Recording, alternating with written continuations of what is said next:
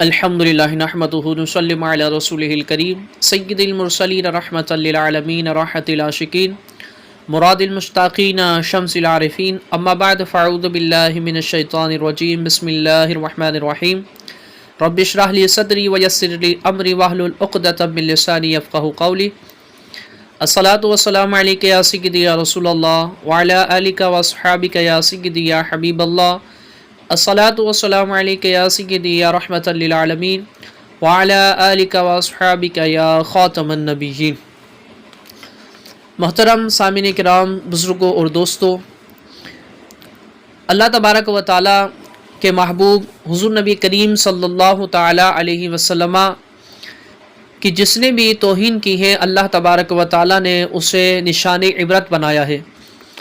آج کے اس درس میں انشاءاللہ ہم 5 دشمنان رسول صلی اللہ علیہ وسلم کے عبرتناک انجام کے متعلق سنیں گے کہ میرے مصطفیٰ کریم علیہ السلام کے جو 5 دشمن تھے ان کا کس طرح عبرتناک انجام ہوا۔ کفار قریش کے 5 سردار: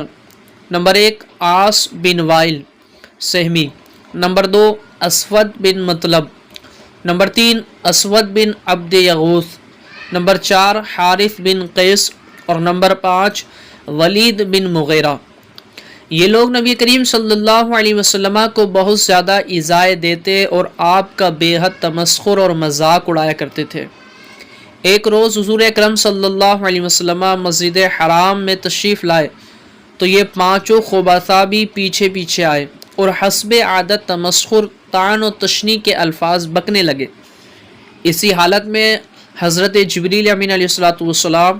حضور علیہ السلام کی خدمت میں پہنچے اور انہوں نے ولید بن مغیرہ کی پنڈلی کی طرف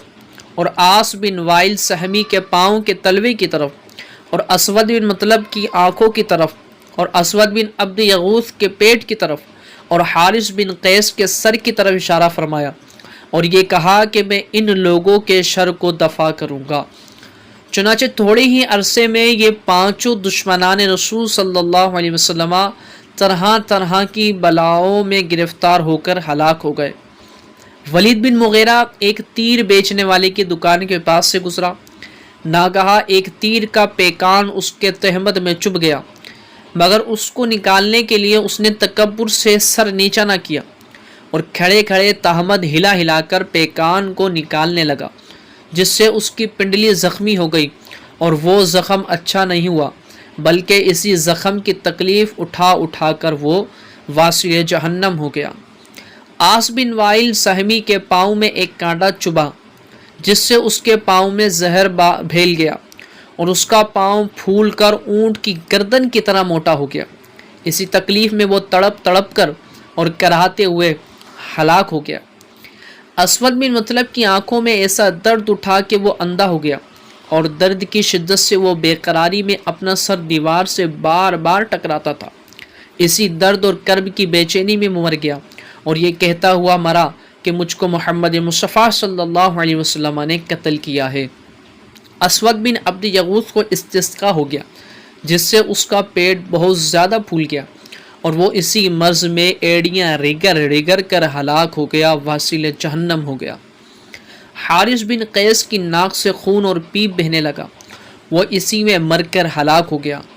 اسی طرح یہ 5 گستاخان رسول صلی اللہ علیہ وسلم بہت جلد بڑی بڑی تکلیفیں اٹھا اٹھا کر